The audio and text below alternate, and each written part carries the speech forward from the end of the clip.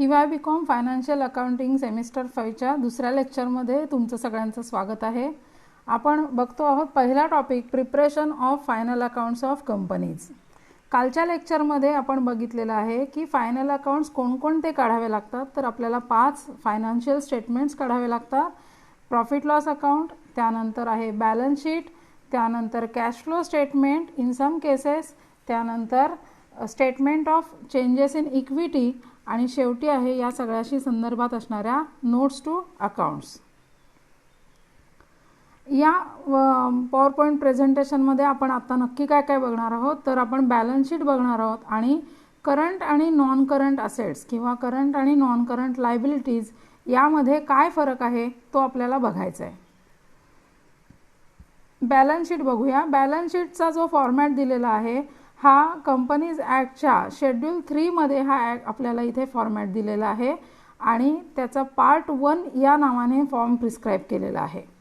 Balance शीटचा उद्देश असा आहे की कंपनीचं खरं आणि न्याय चित्र, योग्य चित्र दाखवणं. कंपनीचे जे काही व्यवहार चालू आहेत त्या व्यवहारांचं, कंपनीचे स्टेट ऑफ अफेअर्स म्हणजे कंपनीची फायनान्शियल पोझिशन काय आहे त्याच्या संदर्भामधलं चित्र हे इथे बॅलन्स शीटमध्ये दाखवलं जातं.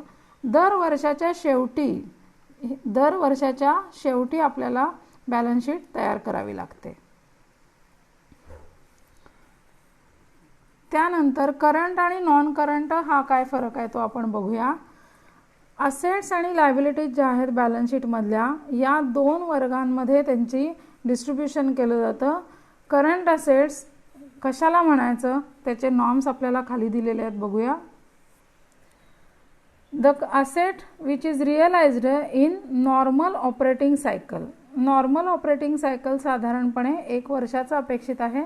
तर त्या नॉर्मल ऑपरेटिंग सायकलमध्ये जे असेट्स मिळणार आहेत, रिअलाइज होणार आहेत म्हणजे काय, त्याची विक्री होणार आहे आणि त्यातून तुम्हाला पैसे मिळणार आहेत, तर त्याला म्हणायचं करंट असेट्स.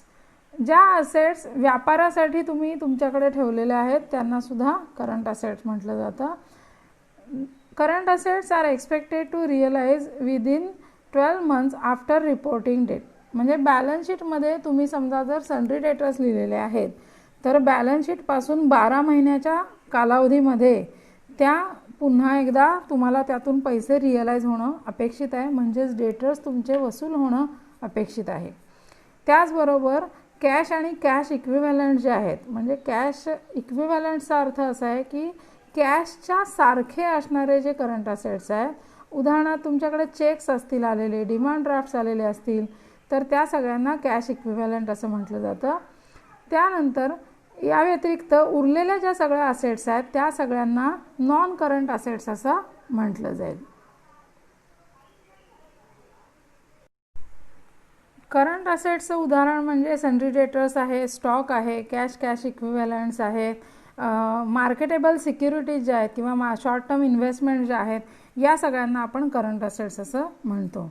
आणि नॉन करंट असेट्स म्हणजे फिक्स असेट्स आहेत, लॉंग टर्म इन्व्हेस्टमेंट्स आहेत. फिक्स असेट्समध्ये मशिनरी, फर्निचर, व्हेकल्स हे सगळे फिक्स असेट्स जे आहेत ते सगळे नॉन करंट असेट्स आहेत. त्याचबरोबर जे इनटँजिबल फिक्स्ड असेट्स आहेत, उदाहरणार्थ गुडविल असेल, पेटंट्स असतील, कॉपीराइट्स असतील, हे नॉन करंट फिक्स्ड असेट्स आहेत. यानंतर बघूया आपण करंट लायबिलिटीज कोणकोणत्या आहेत. तर खालच्या ज्या अटी दिलेल्या आहेत या अटींमधले बसणाऱ्या सगळ्या लायबिलिटीज ह्या करंट लायबिलिटीज आहेत. Current liabilities are those which are settled in normal operating cycle. The liabilities which are held for trade are called as current liabilities. Again the liabilities due to be settled within 12 months of the reporting date are known as current liabilities, and all other liabilities other than these liabilities are called as non-current liabilities. मग current liabilities कुठल्या आहेत तर त्याच्यामध्ये sundry creditors असतील किंवा ज्यांना आपण trade creditors असं म्हणतो ते असेल, आउटस्टँडिंग रेंट असेल किंवा इतर कुठलेही आउटस्टँडिंग एक्सपेन्सेस असतील, बिल्स पेएबल असतील, हे सगळे करंट लायबिलिटीज आहेत. ते तुम्ही 12 महिन्याच्या कालावधीमध्ये सेटल करणं अपेक्षित आहे. या व्यतिरिक्त ज्या लायबिलिटीज आहेत त्या नॉन करंट लायबिलिटीज आहेत. यामध्ये मोस्टली एक्सटर्नल लायबिलिटीज ज्या आहेत, उदाहरणार्थ डिबेंचर्स आहेत, त्यानंतर बँकेचं लोन घेतलेलं असेल तर ते लोन आहे, या लॉंग टर्म लोन आहे तर त्यांना सगळ्यांना नॉन करंट लायबिलिटीज असं म्हटलं जातं. ऑपरेटिंग सायकल म्हणजे एक्झॅक्टली काय ते इथं लिहिलेलं आहे. Operating cycle is the time between acquisition of assets तुम्ही तुमच्या ताब्यात घेणं म्हणजे त्याला ॲक्विजिशन म्हणतात किंवा मिळवणं.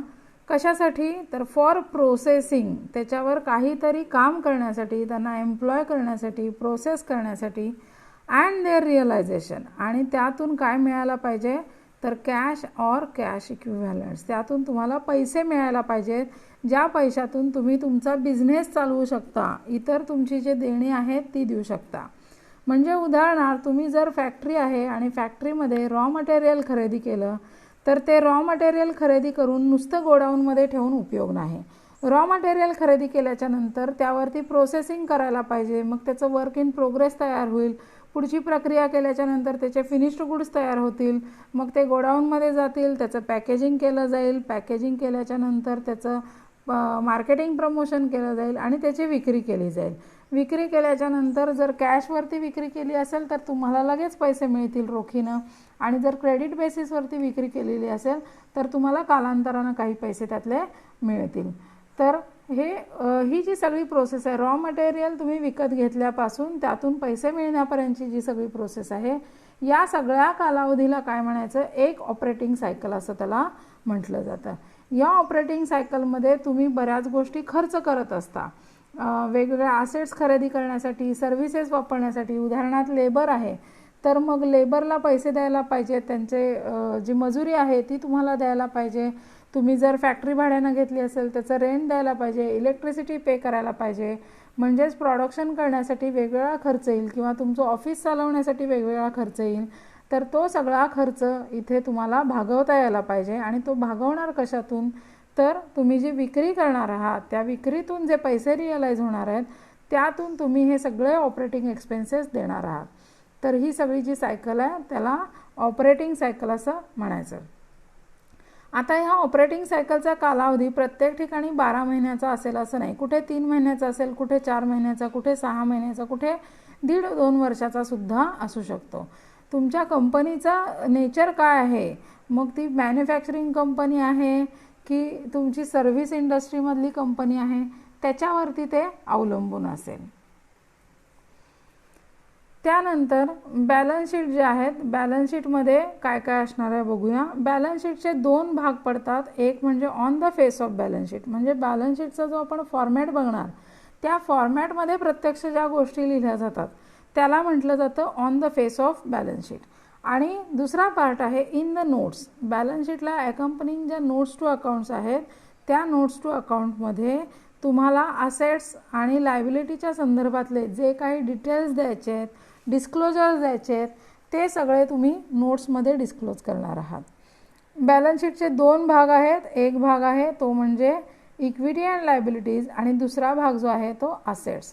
ही जी बॅलन्स शीट आहे कंपनीची बॅलन्स शीट ती व्हर्टिकल फॉर्मॅटमध्ये काढली जाते, आणि त्यामध्ये पहिला पार्ट येतो तो इक्विटी अँड लायबिलिटीजचा, आणि दुसरा पार्ट जो येतो तो असेटचा.